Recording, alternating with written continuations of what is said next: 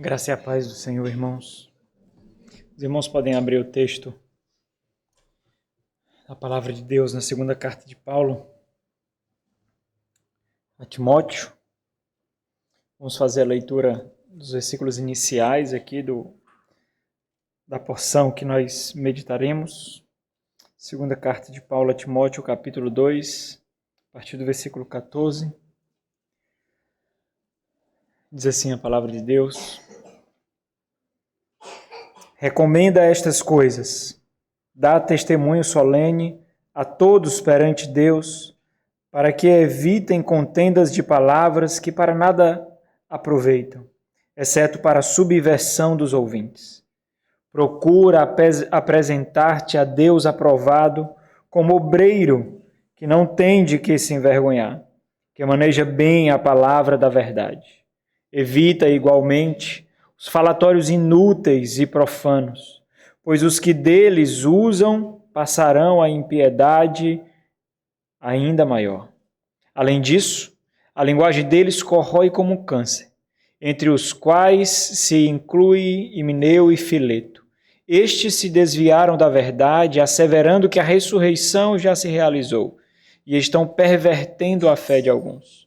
Entretanto, o firme fundamento de Deus permanece. Tendo este selo, o Senhor conhece os que lhe pertencem. E mais, aparta-se da injustiça todo aquele que professa o nome do Senhor. Vamos orar. Nosso Senhor, mais uma vez o Senhor nos concede a graça de estarmos diante da Tua maravilhosa palavra, Deus. Ajuda-nos para que sejamos exortados, edificados por ela e que a nossa fé, a nossa esperança seja fortalecida no Senhor. Que através desses escritos, ó Deus, nós possamos fazer, pelo poder e iluminação do Teu Santo Espírito, o escrutínio na nossa própria alma e observar, ó Deus, aquilo de que carecemos segundo a Tua instrução. Apesar de meditarmos de forma ainda mais específica no ministério da palavra e daqueles que são separados para tal ofício, que nós possamos enxergar esses homens, ó Deus, como modelos, instrumentos que nós precisamos imitar e assim, ó Deus, nos parecer com Cristo Jesus. Que essa palavra, ó Deus, pelo poder do Teu Santo Espírito e segundo a Tua bondade, possa fortalecer a Tua igreja, Deus, deixando-a imune dos ensinos heréticos e de homens que não amam o Senhor. Em nome de Jesus, rogamos a Ti. Amém.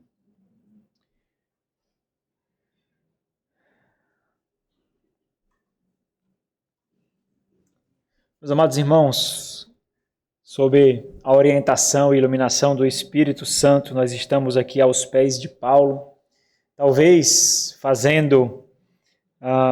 usando uma linguagem um pouco poética, nós estamos não tão perto de Paulo, nós estamos um pouco distantes dele. Claro que porque nós ouvimos as orientações que ele dá, não diretamente para nós, as orientações que ele dá ao seu filho na fé, Timóteo, o seu fiel companheiro. Então é como se nós estivéssemos sentados ali, um pouco distantes, ouvindo Paulo orientando a Timóteo. Paulo está em sua última prisão. Pelos relatos históricos daqui, ele não sairá mais, apenas para encontrar-se com o Senhor de sua vida. Timóteo está pastoreando, está socorrendo a igreja de Éfeso. Aquela igreja estava sendo atacada por homens ferozes, homens maus, homens amantes de si mesmos, enviados de Satanás. Há pouco tempo, talvez entre 1 e 2 anos, Timóteo recebeu a primeira carta de Paulo e ali continha muitas orientações relacionadas à vida da igreja, ao ministério da igreja, ao ministério pastoral, ao cuidado que Timóteo deveria tomar contra os oponentes de Paulo, os oponentes de Timóteo, os oponentes do próprio Evangelho, como eles deveriam ser tratados. E ali, Timóteo foi lembrado por Paulo, e aí você pode abrir na primeira carta de Paulo a Timóteo, para a gente lembrar um pouquinho do que Paulo tratou ali. Timóteo foi lembrado por Paulo sobre o motivo de tamanha luta, tamanha intensidade no cuidado e no pastoreio da igreja do Senhor. Observa a linguagem que Paulo utiliza, colocando Timóteo diante dessa batalha que ele precisará enfrentar. Primeira carta de Paulo a Timóteo, no capítulo 3, a partir do versículo 14, diz assim: escrevo-te estas coisas, esperando e ver-te em breve, para que, se eu tardar, fique ciente de como se deve proceder na casa de Deus, que é a igreja do Deus vivo, coluna e baluarte da verdade.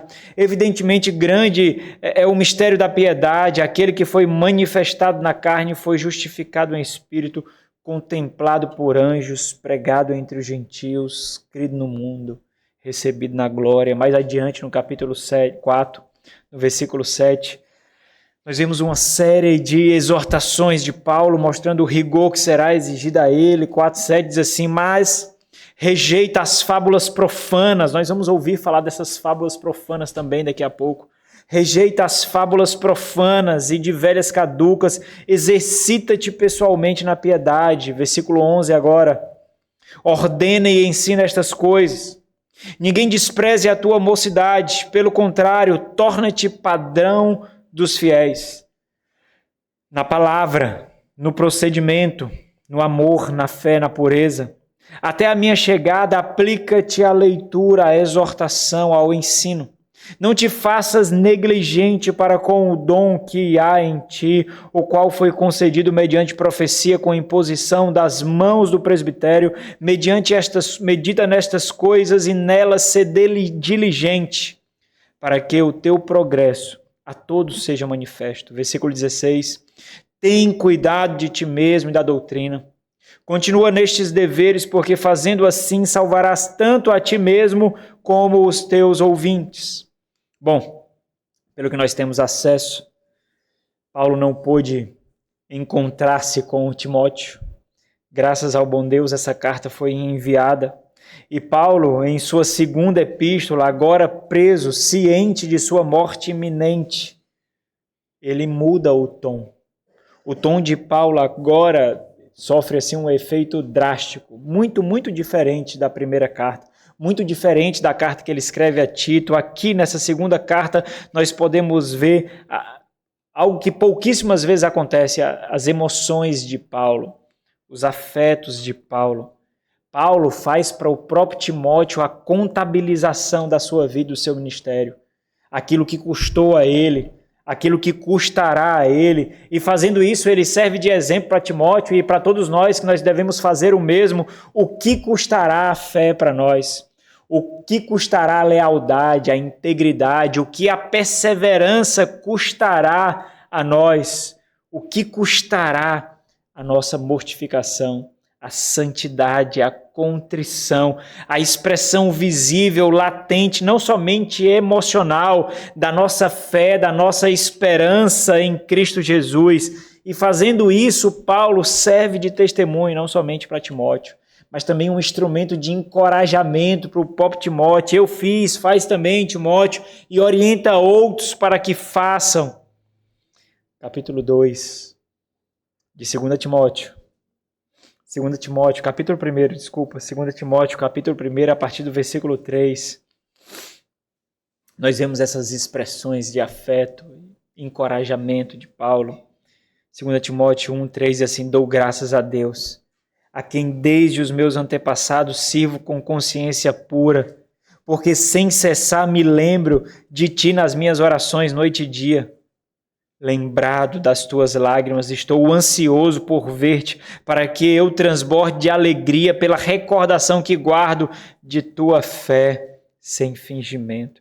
A mesma que primeiramente habitou em tua avó Lóide e em tua mãe Eunice, e estou certo de que também em ti. Então, com esse tom mais paternal, esse tom pastoral, Paulo ele é ainda mais intencional em relação às instruções. Até aqui nós vemos orientações muito particulares e muito pessoais relacionados especificamente ao ministério de Paulo, de tal forma que, para aplicar a nossa vida como igreja e a cada um, nós temos sim que ter esses homens como modelos por meio dos quais nós devemos viver a vida cristã, viver a fé e testemunhar de Cristo Jesus. Olha o que Paulo tratou até aqui na epístola, olha as crianças aí no esboço, do versículo 1 ao 5 do capítulo 1, Paulo abordou sobre o consolo do homem de Deus. Do versículo 6 ao versículo 12, Paulo falou das oscilações na vida do homem de Deus. Do versículo 13 ao versículo 14, Paulo falou da fidelidade do homem de Deus. Do versículo 15 até o final do capítulo 1, versículo 15 ao 18, Paulo falou das duras realidades do ministério pastoral. Do versículo 1 do capítulo 2, do versículo 1 ao versículo 13, Paulo discorreu sobre a perseverança do homem de Deus. Observa que Paulo ele fala pessoalmente com Timóteo. Paulo instrui de forma muito particular e específica como deve ser a vida desse homem.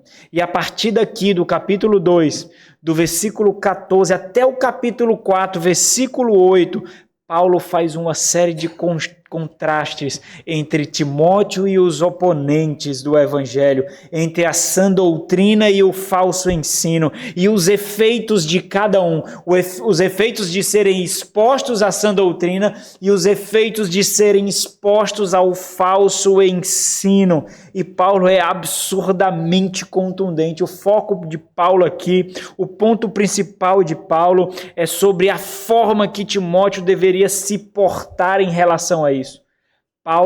Timóteo será um contraste evidente contra homens maus e sua doutrina perversa, a sua conduta, o seu modo de vida, o seu testemunho diante dessa situação evidenciará quem é Deus e o poder que tem a sua palavra. E isso é importante, irmãos, porque mais do que a sua primeira carta, essa é uma carta particularmente pessoal. É como se nós estivéssemos ouvindo de fato de relance. A impressão que nós temos é que, diferentemente da primeira, Paulo não tinha a expectativa de que essa carta fosse escrita por toda a igreja. Paulo preocupa-se em enviar essa carta especificamente a Timóteo. Ele dá esse indício não somente pelo conteúdo, mas lá no finalzinho da carta, no capítulo 4, no versículo 22, ele diz: o Senhor seja com o teu espírito. Nos versos anteriores a esses que nós estamos aqui, capítulo 2, versículo 14, nos versos anteriores, Paulo exorta Timóteo quanto à perseverança do homem de Deus. E ali ele mostra o DNA da perseverança do homem de Deus, aplicado especificamente ao ministério e àqueles que deveriam imitá-lo. E ele mostra qual é a constituição da perseverança do homem de Deus, a sua força, os desafios para vivenciar essa perseverança, o exemplo necessário para perseverarmos, a convicção que ele vai tocar também aqui, extremamente necessária para a perseverança e o exercício dela, e agora desenvolvendo esse ponto anterior, ele desenvolve sobre a perseverança. Se Paulo falou o que é essa perseverança, a perseverança do homem de Deus, Paulo agora vai mostrar o como essa perseverança será exercitada, exercida, desenvolvida, vivida em integridade para com Deus. Ou seja, diante daqueles que estavam pervertendo a igreja do Senhor em Éfeso, Paulo exorta a Timóteo para uma vida de integridade, para que ele seja um contraste vivo, para que ele com sua vida exponha homens maus, pessoas perversas, pessoas que não amam o Senhor, tanto no ensino como no testemunho, em sua conduta. E esse é o tema da nossa série de reflexões, talvez até o capítulo 4, não sei, mas pelo menos até o capítulo 3, com certeza, a integridade do homem de Deus. E aí a semelhança do que nós vimos sobre a constituição da perseverança, aqui nós veremos a constituição da integridade do homem de Deus.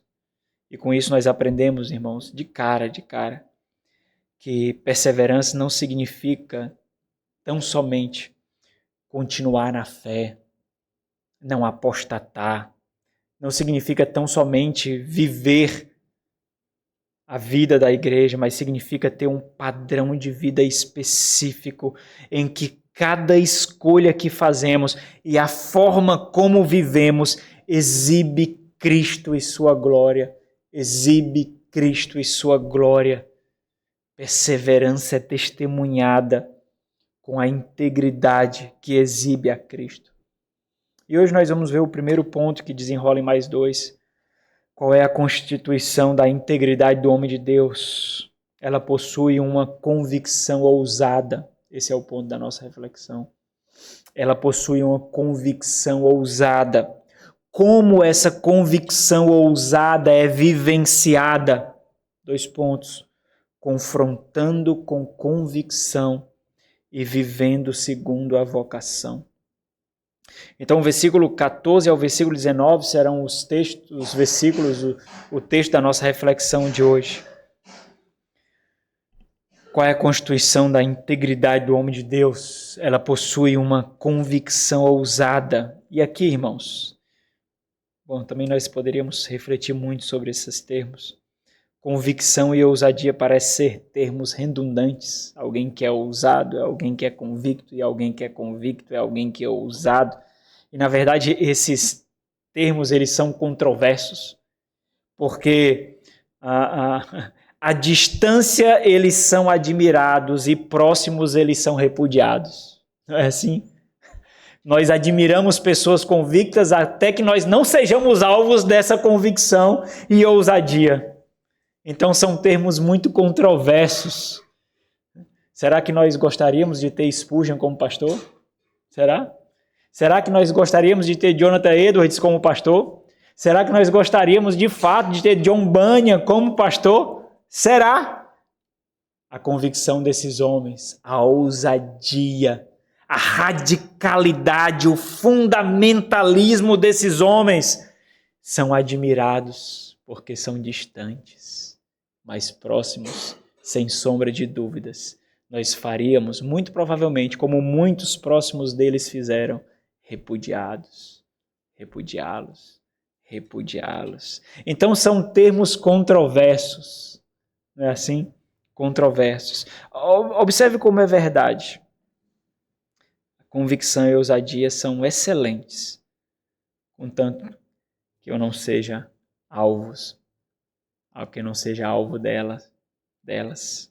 E é justamente por isso que o homem de Deus precisa exercê-las. Não devido à aclamação popular, porque ele sabe que não terá, mas por necessidade do povo de Deus e por integridade à vocação que recebeu. É assim que nós vivenciamos a fé no nosso trabalho, na escola, academia, nossa vizinhança. Ou seja, a integridade do homem de Deus é testificada diante de sua resposta quanto às necessidades daqueles que estão sob os seus cuidados. Não por causa de conforto ou comodidade, não por causa de aceitação ou busca de aceitação ou apreço, mas por causa da integridade da sua fé, a dureza, o rigor das palavras utilizadas por Paulo aqui atesta o que isso custará. E seria maravilhoso, irmão, seria maravilhoso se em uma dessas nossas leituras bíblicas nós pudéssemos fazer uma concordância da intensidade exigida para a vida do ministério. Já pensou que coisa maravilhosa se nós, durante a leitura anual das Sagradas Escrituras, nós fizéssemos a nossa própria concordância bíblica e colocasse assim: custará a nossa vida, versículo tal, versículo tal, versículo tal, custará a nossa paz, versículo tal, custará as nossas lágrimas, versículo tal, custará o nosso conforto, custará o nosso entretenimento, custará o nosso descanso, para que nós pudéssemos entender a intensidade que a fé exige de nós, algo que nós não entendemos.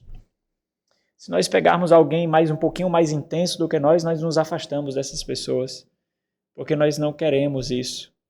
Mas eu fico admirado, porque é algo tão vívido, é algo tão real, o que é necessário para viver a fé. Paulo, ele quase que imprime diante de nós uma zona de guerra para viver a vida cristã. Não é um playground, não é um circo, não é um parque de diversão. Nós não acordaremos em paz, dormiremos em paz, sem luta, sem guerra, conosco mesmo e com aquelas pessoas que estão ao nosso redor. E isso não acontecerá. Se nós dormirmos em paz conosco, a fé está errada. Tem alguma coisa errada com a nossa vida. Nós olhamos para nós mesmos e temos paz. Como nós olhamos para nós mesmos e temos paz? Quantas vezes nós pecamos durante o dia? Quantas vezes pecamos com os olhos, com os pensamentos, com os ouvidos? Quantas e quantas vezes? E vamos dormir em paz, quanto matamos o nosso irmão com ódio, quanto defraudamos a sua integridade, o seu caráter, o seu testemunho, quantas vezes desonramos o povo de Deus e o Deus desse povo, e ainda assim vamos dormir em paz. Em paz. O Senhor não veio trazer paz. Ele disse isso. Ele veio trazer guerra. Foi isso que ele veio fazer. O Senhor vem levantar um exército, um povo que luta, não um povo que dorme, um povo que fica de vigia, de prontidão, alerta. Não é um povo que diz eu não sei, não é um povo que diz eu não posso, não é um povo que diz eu não consigo, é um povo que luta. Luta. É um povo que combate. É um povo que tem faca na boca, sangue no olho. Esse é o povo. E se nós observarmos só esse trecho, até o versículo 26, se nós observarmos só esse texto, olha a quantidade de imperativos que Paulo utiliza, como que imprimindo o terror do que será exigido dele, como que mostrando o custo. E é claro que isso se aplica a todos nós, mas não tenha dúvida, de forma ainda mais intensa para aqueles que estão no ministério. Os imperativos que Paulo utiliza aqui são proeminentes nesse bloco. Se você tivesse uma canetinha e riscasse de vermelho, é assim que eu faço todos os imperativos, você ia ver sangue. Sangue. Nessas páginas. Vermelho, todos os imperativos, vermelho, vermelho, vermelho. Tamanha será a carga emocional exigida e a intensidade na luta do combate. Recomenda estas coisas, dá testemunho solene, procura apresentar-te a Deus aprovado, evita os falatórios inúteis, parte-se da injustiça, foge das paixões da mocidade, segue a justiça, a fé, o amor e a paz, repele as questões insensatas e absurdas, ser sóbrio, ser apto a instruir, ser paciente, ser manso. Imagine que é como se Timóteo estivesse sendo encurralado aqui e à medida que essas palavras pesassem sobre ele, se ajoelhasse diante de Deus. Agora, para um pouquinho, para por um instante, para uma reflexão aqui. Por que Paulo alerta Timóteo para tamanha ousadia, firmando a sua convicção? Por que ele faz isso? Por que Paulo ele é tão enfático para mostrar que Timóteo precisará ser ousado?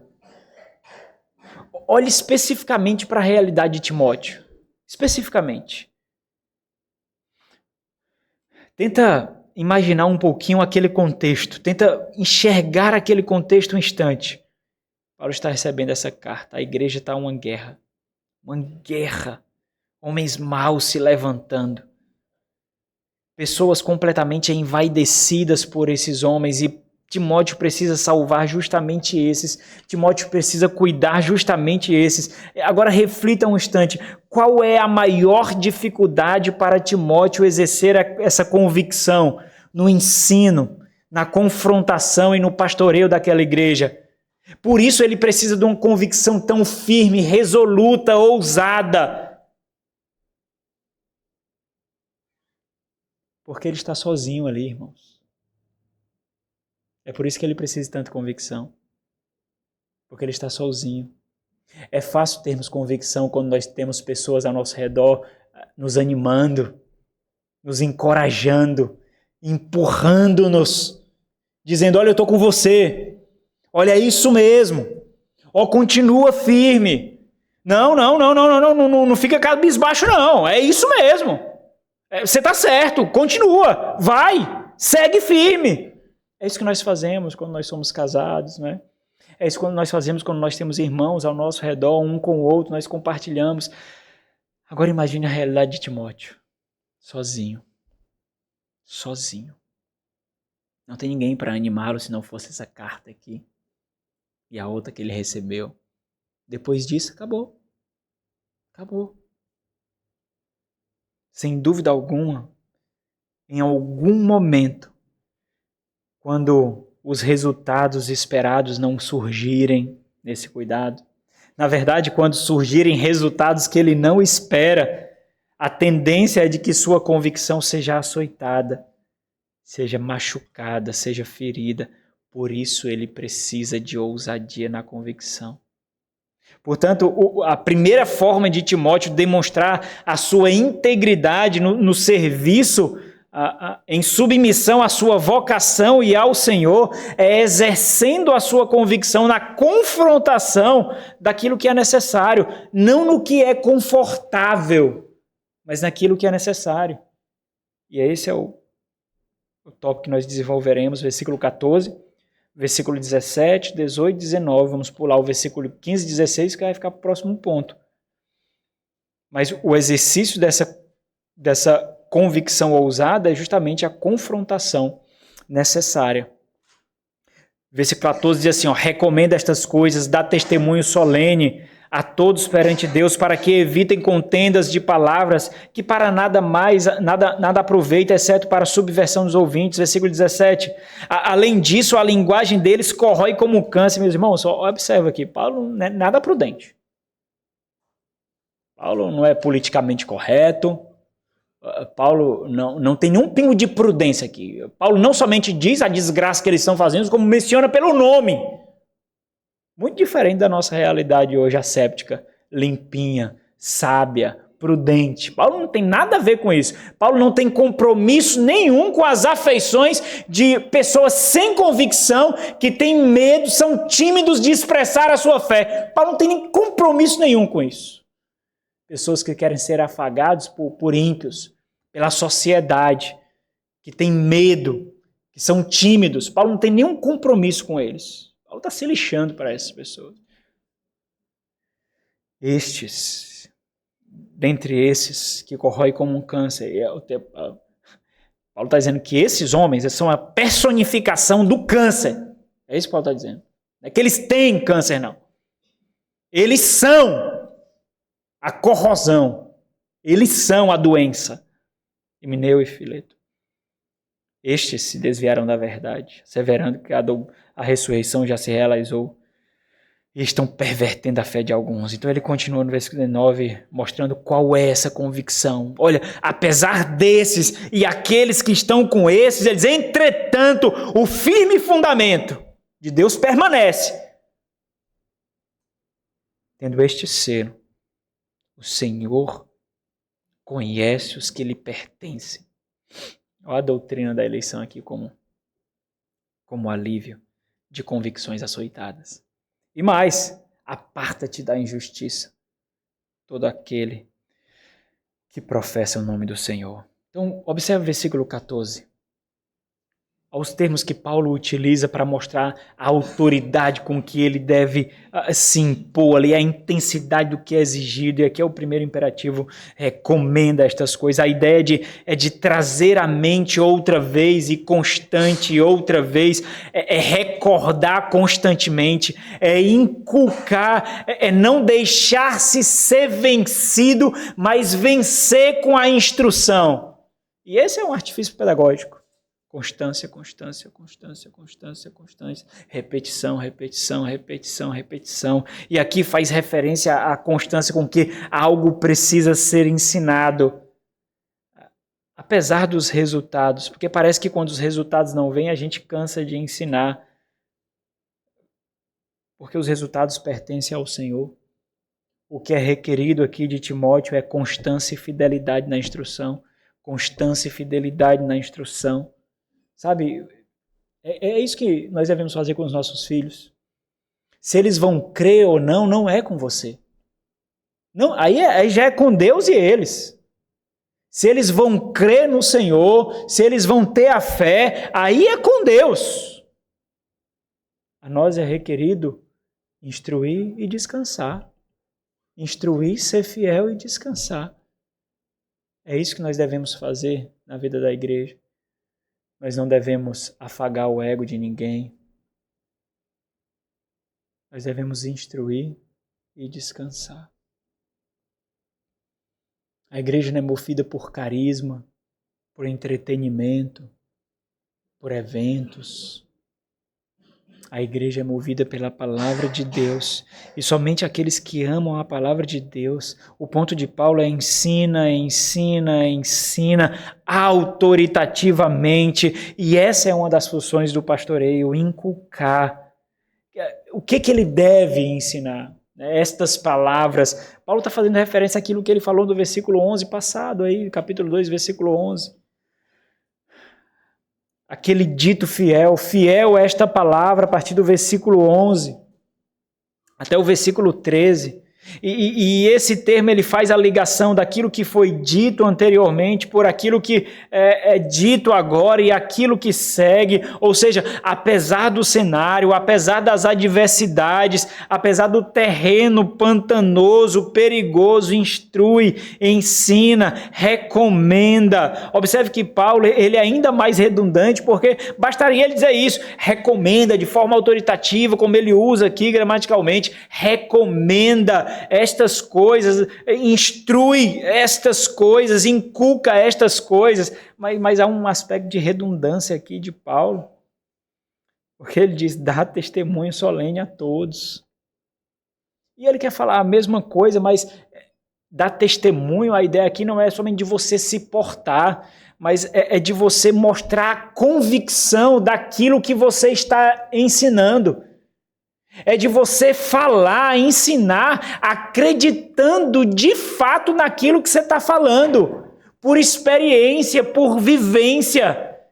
Como, irmãos, como nós falsearemos contrição, devoção, piedade?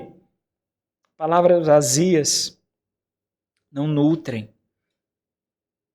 E aí, esse é mais um termo autoritativo de Paulo, não somente por causa do termo que ele utiliza, mas por causa da testemunha que ele chama aqui. Ele chama uma testemunha solene. Quem é a testemunha aqui? Perante Deus. Olha aqui o imaginário que ele cria para nós. Dá testemunho solene a todos. Perante Deus. Parece que o Paulo está pintando um quadro para a gente, irmãos. Tenta, sabe, observar isso.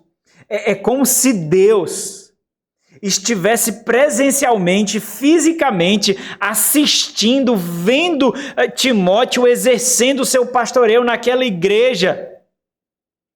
Você fará isso diante de Deus, diante dos seus olhos estará Deus, Ele estará testemunhando, observando as suas ações, observando a sua vocação, observando as negociações que você pode ser tentado a fazer diante de Deus.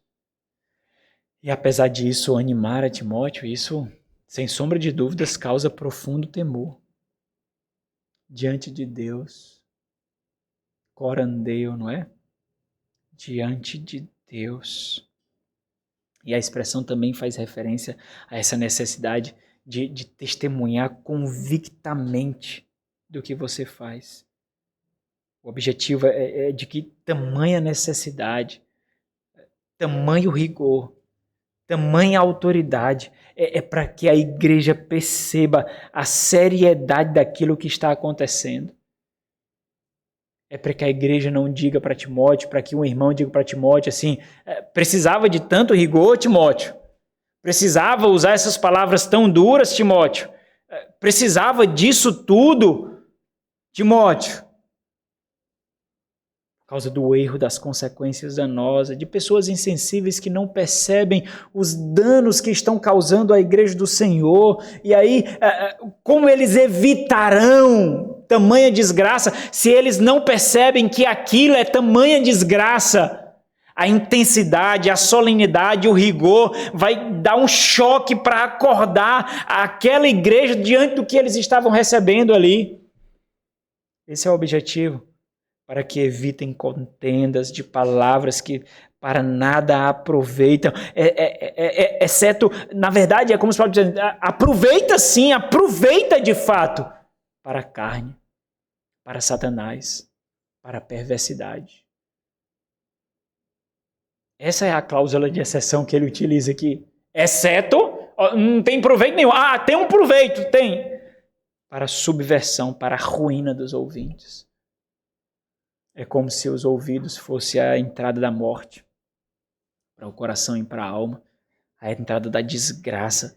As contendas de palavras nós já vimos aqui, é o blá blá blá que nada nutre, são brigas desprovidas de finalidade redentiva, piedosas, são debates eloquentes. Literalmente, essa expressão contendas de palavras, literalmente significa dividir cabelos. Você consegue dividir um cabelo? É isso. Não faz sentido. É uma briga sem sentido. Algo muito comum, não somente naquele tempo, porque Paulo trata disso na carta que ele escreve a Tito, Paulo trata isso na primeira carta que ele escreve a Timóteo, mas também muito comum aos nossos dias. A ideia de que não tem benefício algum. O único efeito é ruína. E esse é um tipo de mal, irmãos, que transcende gerações. E atinge mortalmente as igrejas. Na verdade, atinge tudo que envolve, tudo. Nós somos velozes e vorazes em fazer o mau uso da fala. Fazemos o uso da fala de forma impensada, não calculada. Exibimos a nossa falta de domínio próprio, de controle, nossa falta de piedade. Observa como Paulo é absurdamente forte aqui. Ele é impactante, apontando para um ensino sutil e corrosivo desses falsos mestres, desses homens maus. Entenda, esses homens, eles não estavam sendo enxergados assim pelaquela igreja, não. Eles estão sendo enxergados assim por Paulo e por Timóteo. Para aquela igreja, eles estavam sendo enxergados a contento, com grata satisfação. Esses já tinham conquistado o coração da grande parte da igreja, embora o Senhor tivesse os seus ali. Olha o versículo 17, como Paulo é expressivo. Além disso, a linguagem deles corrói como câncer. Câncer, gangrena, uma ferida que come a própria carne para destruir o corpo. Ele quer destacar aqui a habilidade de se espalhar e destruir o corpo.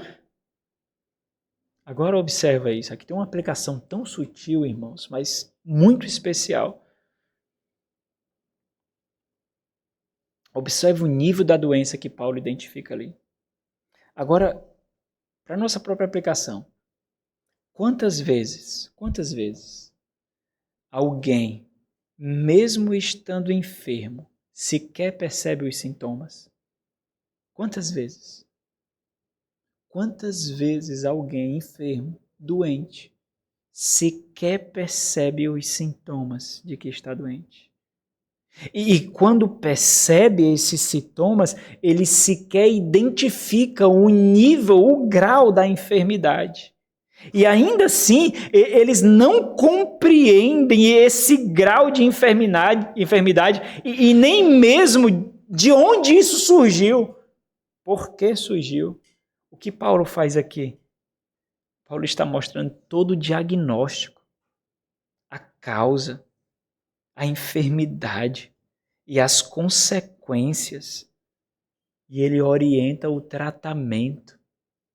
E a igreja de Éfeso sequer percebia que estava enferma para a morte. Se não fosse Paulo, se não fosse Timóteo. Observa a ousadia aqui. Na maioria das vezes, a nossa pseudo-prudência nos faz sermos, na verdade, covardes. Mas, em meio a outros covardes, nós nos passamos por prudentes e sábios. Paulo menciona por nome, irmãos. Nome. Além disso, a linguagem deles corrói como câncer, entre os quais se inclui Himeneu e Fileto. Estes se desviaram da verdade, asseverando, afirmando que a ressurreição já se realizou e pervertendo a fé de alguns. Provavelmente eram homens destacados, reconhecidos. Himeneu já foi tratado por Paulo em 1 Timóteo capítulo 1, versículo 20, mas ao que parece, ao que tudo indica, mesmo depois de ter se excomungado, ele juntamente com Alexandre, o que Paulo diz, os quais entreguei a Satanás. Mas parece que eles ainda continuavam se opondo a Paulo, a Timóteo e ao Evangelho do Senhor. Esses são identificados assim como câncer. Eles estavam atingindo frontalmente a mensagem do Evangelho, asseverando que a ressurreição já havia realizado. E com isso eles estavam arruinando, é isso que essa palavra significa, pervertendo, arruinando, levando à ruína, pervertendo, destruindo a fé de alguns. Paulo é bem específico quanto ao conteúdo, algo que ele não é muitas vezes. Paulo está especificamente expondo o conteúdo da heresia desses falsos mestres aqui. Eles substituíram a ressurreição corpórea pela ressurreição espiritual. Para eles, a própria conversão já era a ressurreição em si. Então, a esperança deles na mensagem do Evangelho foi atingida frontalmente porque eles não aguardam mais nada. É isso, então, que nós aguardamos? Esse é o nosso reino? Essa é a experiência de que nós não mais lutaremos contra o pecado? Esse é o fim?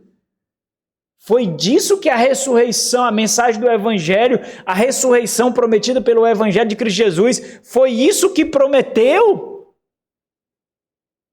Por causa desse dualismo em que o material é ruim, por isso que se o material é mal, ele não pode ser restaurado, mas o que é espiritual é são, o que é espiritual é do Senhor, o que é espiritual é puro. Entenda, isso não pertence somente ao gnosticismo do primeiro século. Não. Isso foi ressuscitado no século XX, século XIX para o século XX, com a neo-ortodoxia, com as experiências do liberalismo teológico. Mas isso também é vivenciado por nós quando nós fazemos dissociações entre sagrado e secular, do qual nós falamos hoje de manhã, entre o material e o espiritual. Uma coisa é a minha fé, outra coisa é a minha vida. Uma coisa é o meu espírito, outra coisa é o meu corpo. Uma coisa é a minha crença, outra coisa é a minha experiência. Nós fazemos isso costumeiramente, mas o ponto aqui é que a mensagem do Evangelho foi frontalmente atingida. E observa, eles ouviram a mensagem correta do Evangelho quando Paulo passa mais de 3 anos pregando ali, irmãos, fundando a igreja de Éfeso, estabelecendo líderes. Eles ouviram a mensagem. Eles receberam uma carta doutrinária falando sobre o Evangelho e a aplicação do Evangelho à igreja do Senhor. Mas ainda assim, sutilmente, eles foram corrompidos por uma mensagem falsa. E aí Paulo fortalecendo a convicção de Timóteo, diz, olha, eu sei que todos aí estão crendo desse jeito.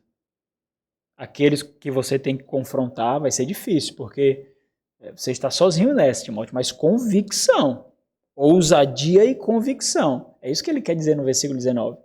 Porque no versículo 19, ele está falando de algo que Timóteo ouviu inúmeras vezes. Imagine quantas vezes Timóteo viu Paulo pregando, irmãos. Quantas vezes? Quantas vezes Paulo e Timóteo estavam aos pés de Paulo, quando Paulo ditava as palavras para o amanuense copiar e enviar? Quantas vezes Timóteo ouviu? Quantas vezes Timóteo foi enviado para locais que nós nem sabemos onde são, para missões que nós nem sabemos porque nós não temos registrados, e ouviu as orientações de Paulo. Paulo simplesmente repete aqui, porque Paulo quer garantir que a convicção de Timóteo não seja açoitada ao ponto de ser negociada. Ele diz assim, o que foi firmado pelo Senhor continua lá.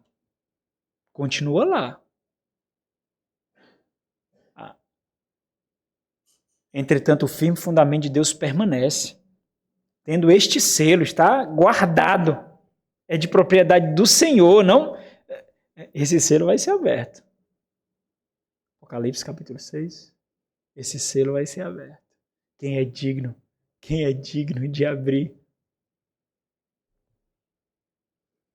Esse fundamento, irmãos, ele pode ser identificado como dois.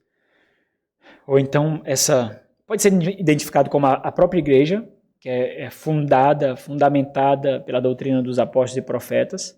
Mas o que parece aqui é que Paulo está mostrando que esse firme fundamento é a própria doutrina da eleição, porque ele é muito pessoal aqui. Ele está falando, ele citou nomes, falou de Himeneu e Fileto, ele está falando diretamente com Timóteo.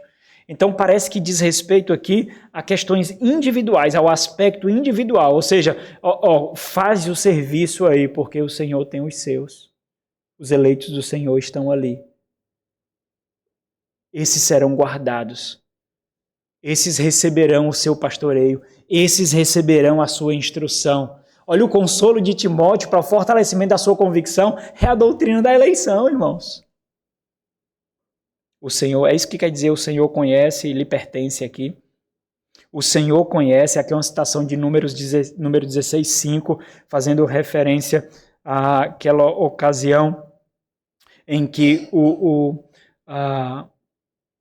Datã, como é o nome dos filhos do Datã, Corá e Abirão, como é? Versículo 16, capítulo 5. Vamos abrir nesse texto. Números.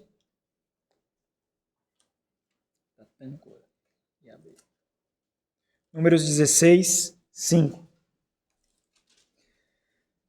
Diz assim, Corá. E falou a Corá e a todo o seu grupo, dizendo, é a rebelião de Corá, Datã e Abirão, né? Amanhã pela manhã o Senhor fará saber, o Senhor tornará conhecido quem é dele, e é essa a expressão que ele pega, e quem é o santo que ele fará chegar a ti. Essa é a expressão que ele pega. O Senhor fará conhecido, ou seja, continua o firme fundamento, continua a obra, porque o Senhor fará conhecido aqueles que lhe pertencem. E mais, ele diz, aparta-se da injustiça todo aquele que professa o nome do Senhor. O ponto de Paulo aqui é que carregar o nome do Senhor significa desviar-se do mal e buscar a justiça de Deus. Ou seja, a mensagem do Evangelho que conquistou o nosso coração deve ser vista em nossa vida. Aparta-se do mal. Aqui é como se fosse a doutrina da eleição ou os eleitos de Deus evidenciando essa eleição. Esses que o Senhor conhece, que pertencem ao Senhor, esses evidenciarão. Como? À medida que Timóteo pregar, à medida que Timóteo ensinar, instruir, eles ouvirão, deixarão os falsos ensinos e buscarão o Senhor. Porque as ovelhas conhecem a voz do bom pastor. Então, a integridade do homem de Deus, ela possui a convicção ousada, que confronta o povo de Deus a viver uma fé ousada. Segundo ponto dessa noite, essa convicção ousada ela é testificada ao viver de forma condizente com a vocação. Versículo 15, 16. Procura apresentar-te a Deus aprovado como obreiro que não tem de que se envergonhar, que maneja bem a palavra da verdade. Evita igualmente os falatórios inúteis e profanos, pois os que deles usam passarão ou avançarão a impiedade ainda maior.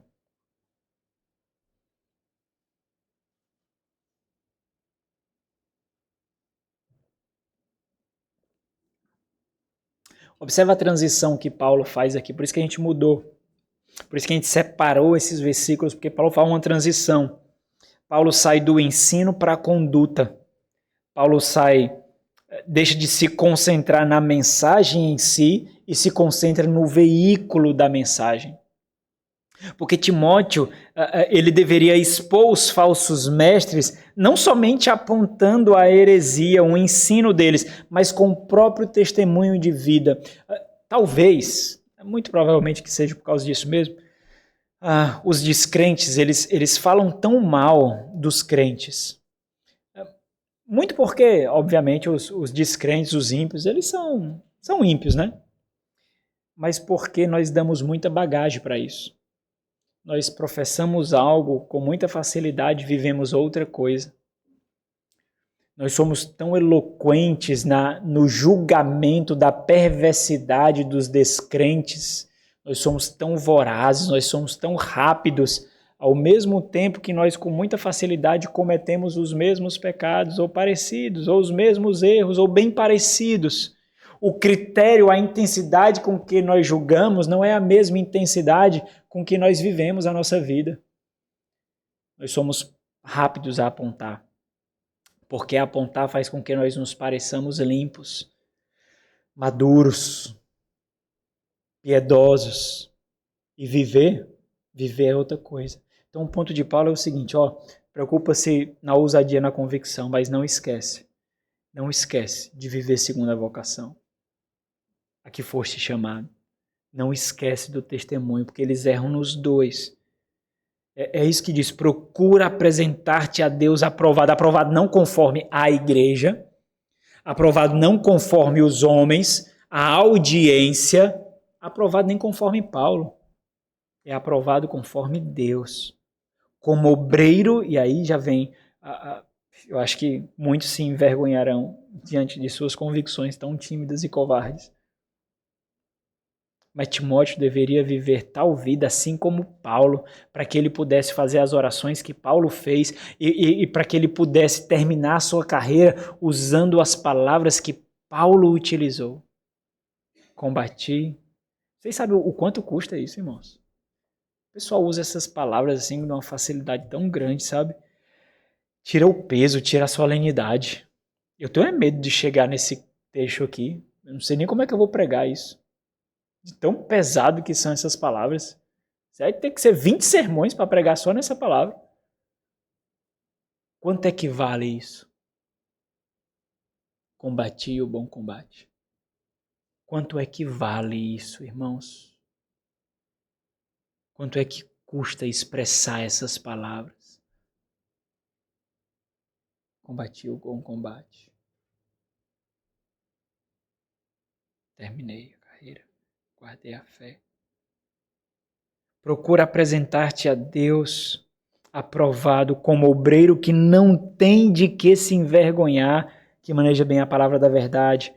Paulo aqui é uma conclamação à diligência. Ser diligente, Timóteo, procura esse termo. Procura ser diligente, ser zeloso. Faz referência a algo que precisa ser feito com esforço intenso, zelo, ânimo, motivação. A ideia de que trabalhe arduamente, Timóteo, ou seja, uma intencionalidade piedosa aqui.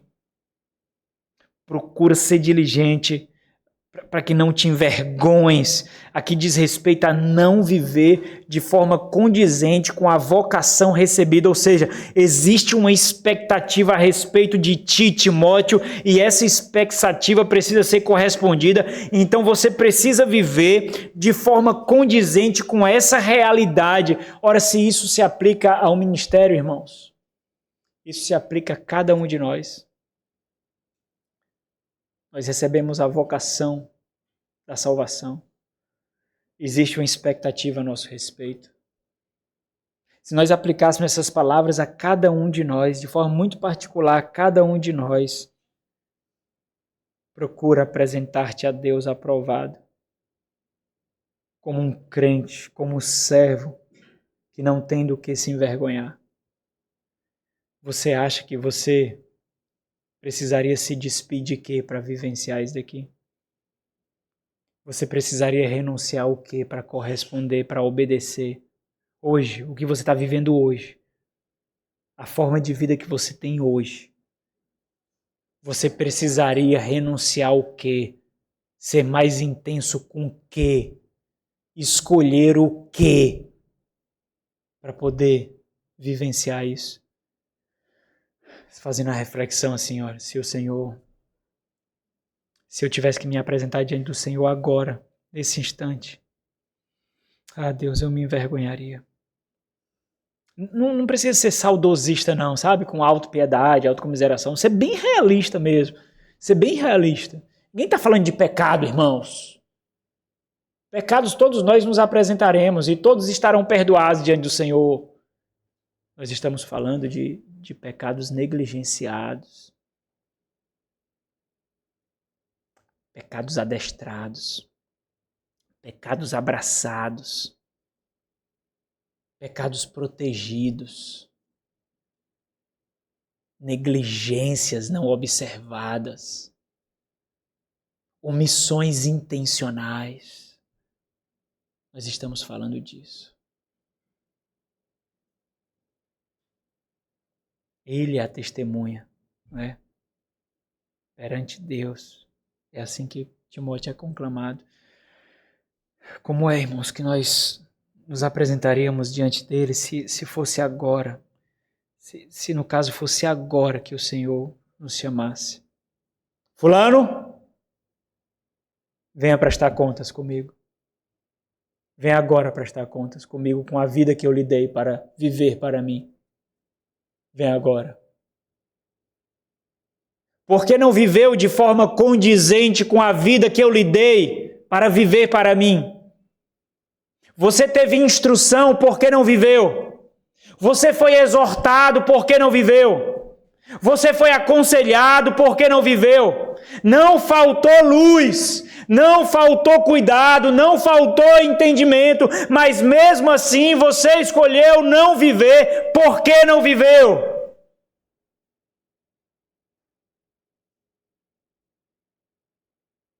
O que você poderia dizer? O que nós poderíamos dizer, irmãos? Você pode mentir para o seu pai, para a sua mãe, para o seu pastor. Você pode mentir para o seu marido, para a sua esposa, para o seu irmão. Mas para essa testemunha, Deus, Ele conhece a substância ainda informe. A palavra sequer chegou à boca e Ele já a conhece. Nós não estamos preparados para ler as Sagradas Escrituras, sabe? Ela exige um nível de intensidade que nós não estamos dispostos a dedicar. Nós não estamos. Isso deveria corroer a nossa alma. Deveria doer o nosso espírito, assim com uma dor mortal, por perceber que existe insensibilidade.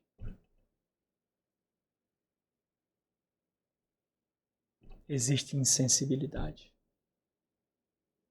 Como nós podemos ouvir orientações de um homem moribundo preso perto da morte para outro homem que está quase pegando de mãos dadas com a morte também, porque ali ele entregará a sua vida e sentados, confortáveis numa poltrona acolchoada com ar-condicionado e não fazermos as aplicações tão pungentes para nós, irmãos? Será que foi isso que Paulo viu? Que nos últimos dias rejeitarão a sã doutrina? Será que foi isso que Paulo viu e escreveu?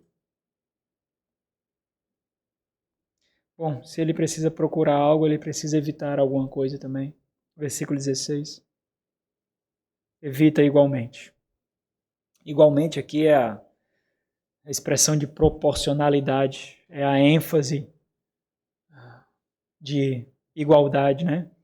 Ou da mesma forma que, com a mesma intensidade, com a mesma diligência, com o mesmo vigor, com a mesma intencionalidade com que você vai procurar apresentar-te a Deus aprovado, como obreiro que não tem do que se envergonhar, com essa mesma intensidade, evita os falatórios inúteis e profanos, pois os que deles usam passarão. A ideia aqui é de progresso, é de avanço, aumentarão, crescerão em impiedade ainda maior. E existe também, obviamente, aqui redundância, né? Uma tradução alternativa seria a seguinte, ó, mas evita as controvérsias profanas, as conversas profanas, pois elas avançarão para uma impiedade cada vez maior. Aquilo que nos envolve, nos torna o que nos envolve. Nós emprestamos os nossos ouvidos e nós nos tornamos como o conteúdo que nós ouvimos. Nós emprestamos os nossos olhos e nós nos tornamos o que nós enxergamos. Olhos, janela da alma. É por aqui que entra. Essa expressão faz paralelo com aquela expressão do Senhor, irmãos. Mateus capítulo 7, versículo 6. Não deis pérola aos porcos. É a mesma expressão paralela, não é a mesma, mas é a expressão paralela a essa. Paulo já havia falado sobre isso no final da primeira carta, no capítulo 6, no versículo 20. É o tipo de conversa que faz oposição a Deus, aos planos de Deus, às coisas de Deus, à palavra de Deus, que não traz fruto benéfico, que é o oposto ao exercício da piedade, é uma doutrina sem conteúdo, isso que eles estavam fazendo, é o fruto de tagarelice, blá, blá, blá, repetição sem sentido, falam e não nutrem, não edificam. É como se você passasse 1 hora na rede social, passando de reels para reels, perfil para perfil, e saísse mais burro do que já era. Não edifica nada. Você recebeu um bocado de conteúdo extraordinário, pessoas que falam com um impacto absurdo, mas você sai mais tolo. Você sai mais vazio. Porque não é a quantidade de conteúdo, é qual o conteúdo. Não é a quantidade. Agostinho não chegava nem aos pés da quantidade de conteúdo que nós temos. Existem bibliotecas pessoais que são 10 vezes maiores do que a biblioteca de Agostinho de Hipona do século V. Mas usar esse conteúdo para chegar ao nível de entendimento de Deus que ele teve,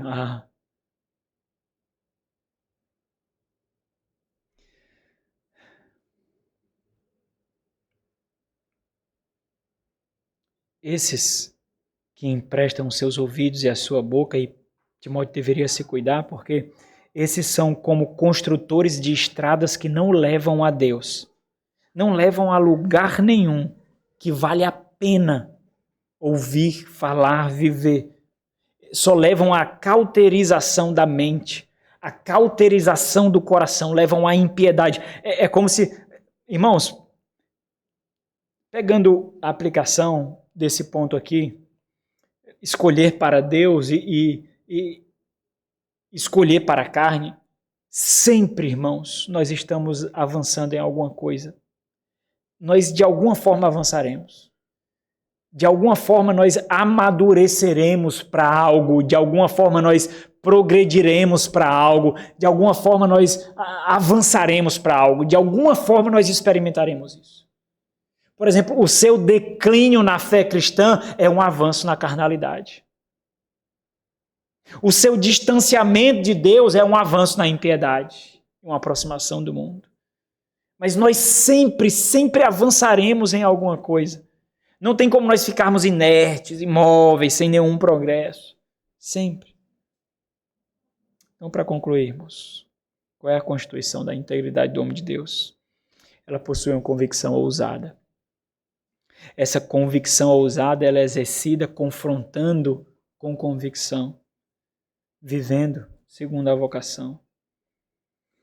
Se nós pararmos para pensar um pouquinho, para a gente refletir um pouquinho, a igreja do Senhor ela é movida, protegida, nutrida e preservada através de homens íntegros, convictos e ousados. As Sagradas Escrituras e a própria história estão aí para testificar disso, irmãos.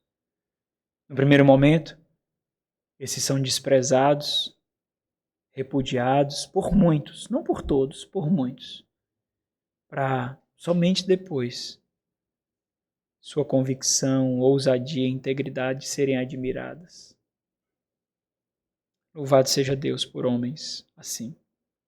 Louvado seja Deus por ainda levantar homens assim. Vamos orar. Nosso Senhor, nós não merecemos o teu cuidado, mas ainda assim o Senhor cuida de nós. Ajuda-nos, ó Deus, a respondermos segundo a expectativa da tua santa palavra a nosso respeito. Não em perfeição, mas em contrição, ó Deus. Cientes de que nós carecemos do Senhor, cientes de que as nossas escolhas precisam ser temperadas pela tua palavra, conduzidas, direcionadas. Ajuda-nos, ó Deus, para que possamos viver a fé de tal forma que exibamos, ó Deus, convicção ousada. Ajuda-nos, ó Deus, a nutrir uma igreja que cresce, que amadurece, que é fortalecida na palavra do Senhor. Ajuda a cada um de nós a viver uma vida, ó Deus, de que nós não tenhamos vergonha de nos apresentarmos diante do Senhor. Não porque foi uma vida com pecados, mas porque foi uma vida sem devoção, sem renúncia, sacrifício, sem convicção. Rogamos a Ti, ó Deus, por favor, em nome de Jesus. Amém.